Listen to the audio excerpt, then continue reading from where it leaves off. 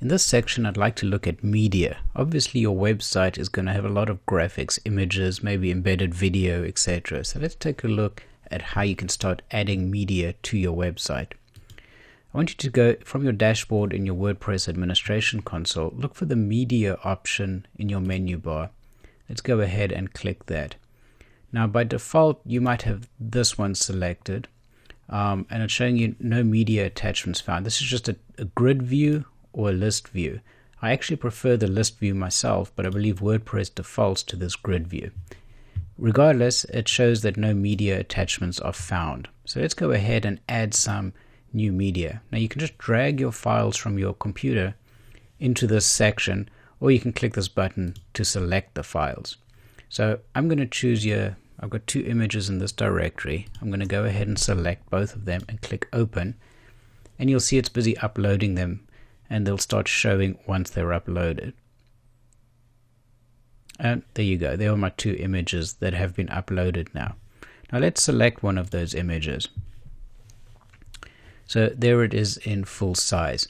On the right hand side, you can provide, it's what's technically called kind of metadata about the image. It's completely optional, but I think it's important that you get into the best practice of doing this now, of filling out this data as you add images. A couple of reasons. One is that you don't get confused later on when you have tons of images and you don't necessarily remember which is which, etc.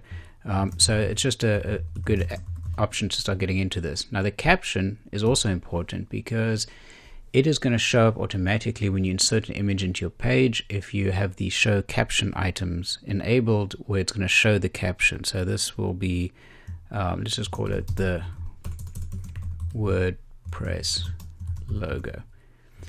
Alt text is also important. This is the kind of text that's going to show up if for whatever reason the image doesn't show up, but also the problem with images is you don't get any SEO benefit from it. Google can't understand what the image is about, so it doesn't give you any SEO juice. So what you do is you can provide alt text, which is associated with the image in the HTML view, so Google is able to get a sense of what your image is about, and you get the benefit of SEO. So let's call this WordPress logo image, for example, and then a description. So it's a little kind of painful to do that, but it's a good idea to get into the habit of doing this.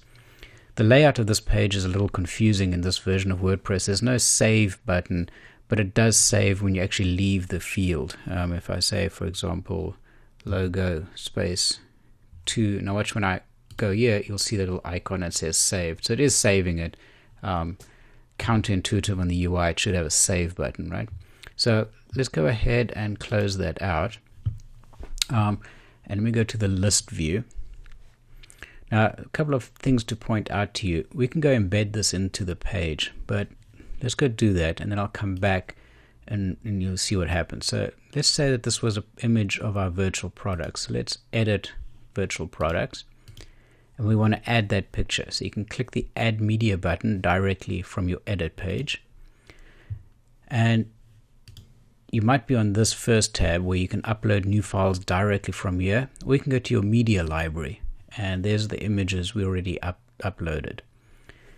And you might be asking, well, why don't I just upload them when I'm writing the post? The reason being, if you import them first into your media library, you can get into the habit of adding that metadata I spoke about and sizing it properly, which we'll show you in a minute. So let's take this WordPress image, and you can see the first problem here is that it is a 1 megabyte file. It was a very big image we uploaded. So if you add 10 of these images to your page, that's 10 megabytes, and your users are going to get frustrated trying to load 10 megabytes, especially if you're on a slower 3G connection, etc.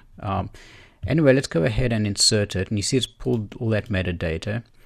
Let's insert that into the page by clicking this button here, and you can see our image is in there. So let's click update.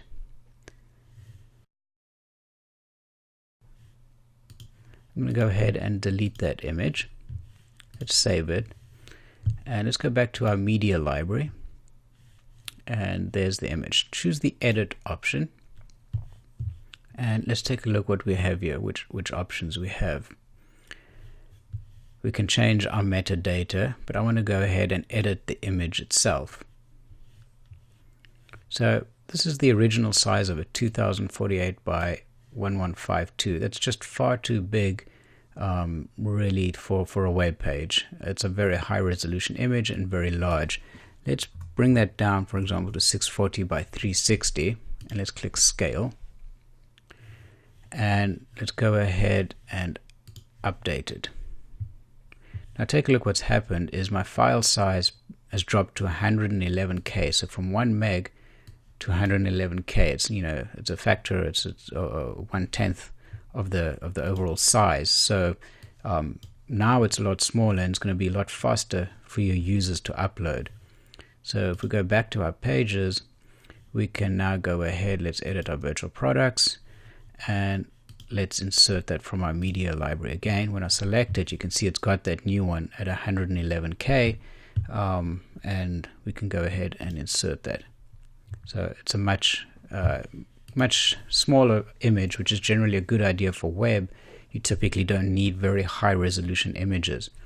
Now, one thing in my experience of using WordPress, it's not the greatest at image manipulation. You know, my preference is if you have an image heavy website, that you first use a product to compress those images to the sizes you want and then upload them to WordPress.